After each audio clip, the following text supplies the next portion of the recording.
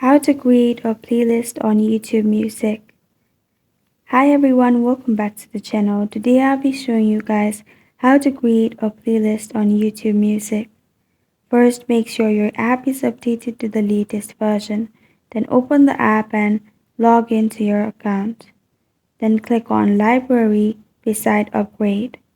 After clicking on Library, this kind of screen will pop up. Click on New. Then click on Playlist. Give your playlist a title, description.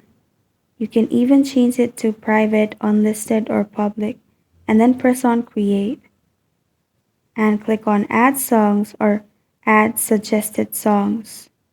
You can even search the songs and add to your playlist. As you can see, the song is added to playlist. And that's how you create a playlist on YouTube Music. Thank you for watching this video. Make sure you like this video and subscribe to our channel. I hope this video was informational.